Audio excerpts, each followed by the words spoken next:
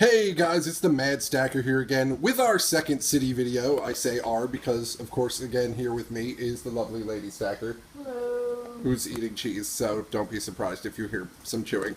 This time I decided, after I got the Ecto one, that I wanted to remake the town a little spooky style. So let's get right to it. Here, of course, obviously you can see the Ecto one down there, which is really amazing. I still love the way that looks all over everything. And, of course, you can see around there most of the Ghostbusters. You can see Peter Venkman over here trying to vanquish a ghost with his proton pack. Winston Zeddemore over there looking very worried. I just decided to give them all the scared faces since they had two faces and I didn't really look at them much before. So, I don't know how much detail you're going to be able to see, but needless to say, they're all scared. There is Ray Stantz over there, again, attempting to shoot the ghost. I don't know how well that's working because the laser isn't going up very high, but that's what he's doing anyway. And the Ecto one there, which is empty. I still haven't really tried to see how many of the Ghostbusters I can fit in there. Maybe I'll do that soon. You can see a little bit over there, if you look, there's a little spooky snail. He glows in the dark, but I'm not going to turn off the lights so that you can see it. But he's there, and needless to say, he does glow in the dark. In the back, you can see the haunted house, which I decided to put in the city since I kind of feel like it fits the theme because it's spooky and I needed somewhere for the ghost to be and for the Ghostbusters to be busting ghosts, as it were. You can see the ghosts again up there floating around. I do really like having those clear bricks and those clear stands so I can make them look like they're flying and swooping and being generally very ghosty. I like the angled ones. Oh yeah, that's, well, the hinges and the clear posts, which again, I can thank Bricks on the Dollar, Clutch over there, for his extensive inventory of Lego nonsense. So, let's pan back over here. We're going left to right this time, as opposed to right to left, which we did last time. So we'll go over here. There is kind of a plot to this, sort of. I kind of figured, okay, it's a little bit in the future, the ghosts and monsters and whatnot took over the world. And so that's why the Ghostbusters are there. But also, if you can see over there in the corner, Marty McFly is there. Because Marty and Doc are trying to go back in time so that they can make it so that the ghosts and monsters didn't take over the world. We'll see how successful they were. Let's go right back here to the bike shop. You can remember where that was before. I did kind of try to make it look disheveled. You know, I knocked over the sign. There's a fallen bike out front. There's more ghosty swooping. And up there is the main man himself, Razzle Dazzle Johnson. He is razzling and dazzling all over the place. Look how funky he is. If you don't like him, we can't be friends. So let's pull out a little bit. There you can see the ghost train in the back. I really love the ghost train. That is the first set that I ever got from Clutch, and I figured it fit really well in with this theme, so I would put it back there. Originally it was just kind of back there, but then I wanted its face to be a little bit more visible, so it's kind of just coming out. I don't know if it's about to burst onto the street or fly away or what, but there it is. It's the ghost train. And you can see Marty right there, who I have given a proton pack because that's just a cool idea. Marty McFly with a proton pack. He's trying to bust some ghosts up there. He is sort of on a hoverboard. It's the skateboard that I took the wheels off of and put on a little clear brick. I don't know. It's not the best thing I've ever done, but it works in a pinch and it's good for display. So that's that. We'll pan out back a little bit here. There you can see, as always, Bubba Bricks is running, biking very fast as he can, away from that Velociraptor, because that thing's terrifying. Again, no Chewbacca on him this time. So that's really what that is. Let's pan back here so you can see what's going on in the park. Oh, I almost forgot. There is Deadbraham Lincoln, which is a custom that I made quite some time ago. You can see him, we'll focus there. And he is battling my friend Stubbs, who doesn't really have a sigfig, so I made one for him. And that is his weapon, the Mighty Axe, which is a flying V guitar with a laser blade on it, because that's just awesome.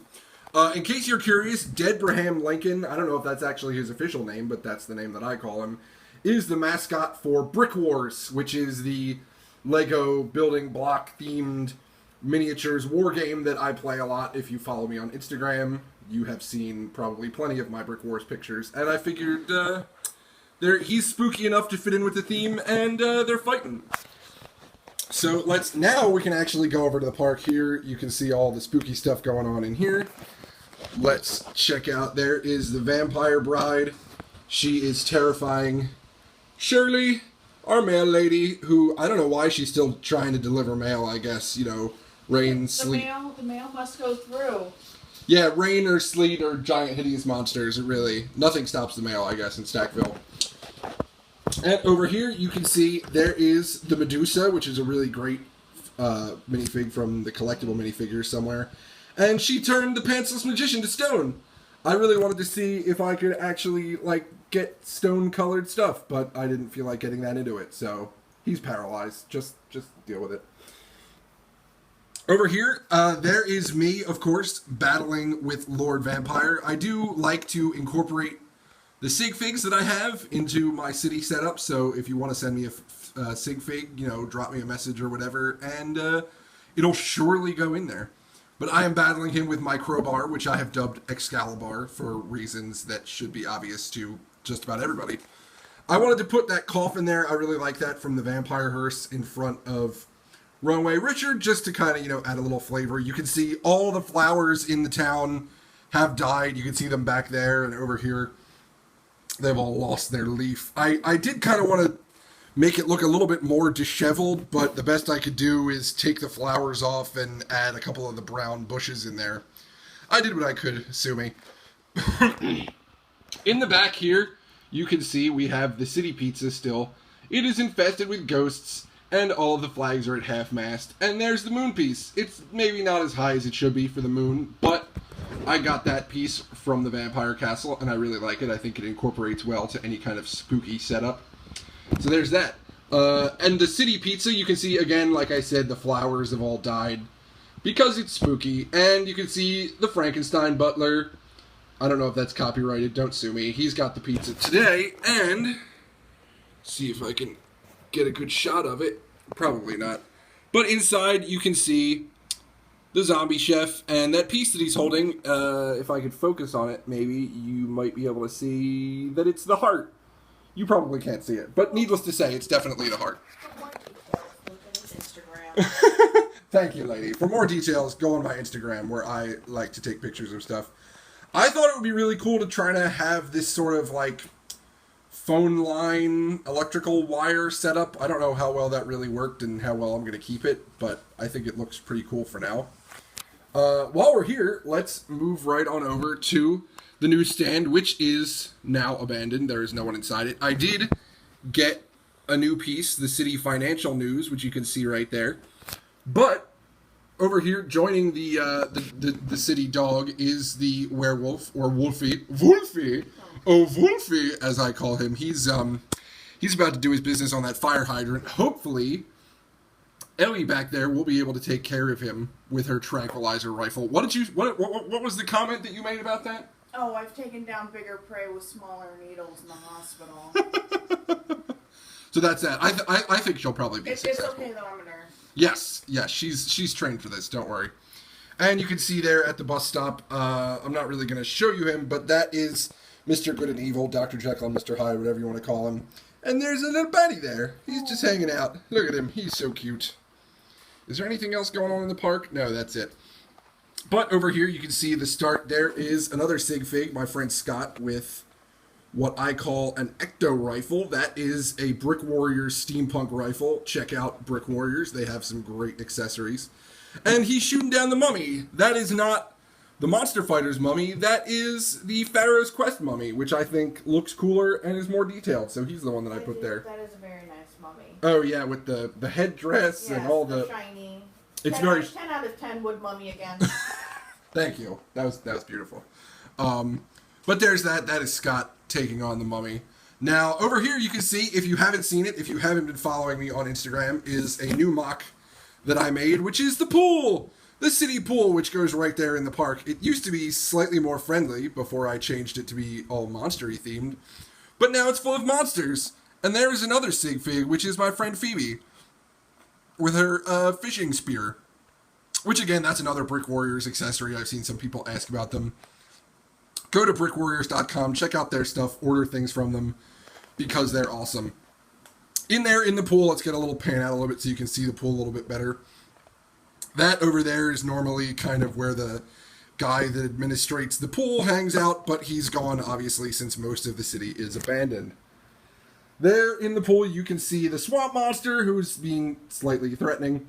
The random shark, I don't even remember, that's probably the Jagged Jaws reef shark, which I reviewed, God, like months ago at this point. And the Atlantis octopus, which I think is really good and looks very sort of threatening there with his tentacles and his little pointy jaws. So that is the pool. Yes, you will probably see. I still need to do a couple of episodes of mock-up about these things, including the pool, which is probably not the best mock that I've ever made, but I like it, and I wanted the people in my city to be cooler than I was, because it's so frigging hot. Last but not least, we'll move to the back here, and here is the hospital. And there is Doc Brown trying to fix the DeLorean. I'm going to zoom in a little bit on this stuff so you get a little bit better picture of it. I'm sorry for that there. But here is the DeLorean in all its glory. I know some people don't like it. I like it. I think it's really cool, and I'm going to hang on to it for a long time. Doc is trying to fix it by jump-starting it there. I don't know if you can see the little lightning piece. I really wanted to try to create or recreate that sort of iconic scene from Back to the Future 2, where Doc has to reconnect the line right before the lightning strikes. So there you can see the lightning striking up there, and Doc looking slightly anxious about it. I really like this. I think this came out looking really well, using a little technique, interconnecting those clear stand pieces that I learned at Brickfest. So that's nice and good. You can see in the hospital there, not much going on. There is the doctor. He is terrified. I was trying to make him look terrified, but he's not a terrified face kind of guy, so he's just looking out the window. Doctors hide their fear well. Yes, that's generally true. And last but not least, you can see on top of the hospital is the sigfig of my good friend John, who recently moved back to town, and I will be seeing him this weekend, so I'm excited about that. He is hanging out on top of the hospital with Dr. Egon Spengler, and they are trying to fix the radar dish, satellite array, what have you. John calling out shots from his walkie-talkie and checking things out on his laptop, which apparently still works, even though we're vaguely post-apocalyptic. It's okay. So that is actually it for this episode. I feel like it maybe went a little bit quicker than the last one. I'm going to zoom out so you can see sort of the whole city. There's everything going on. All the ghosts, all the spookiness, all the people hanging out and trying to survive in the spooky times. I hope you enjoyed this episode of Last Ghost Train to Stackville, and stay cool, because it's really friggin' hot out there.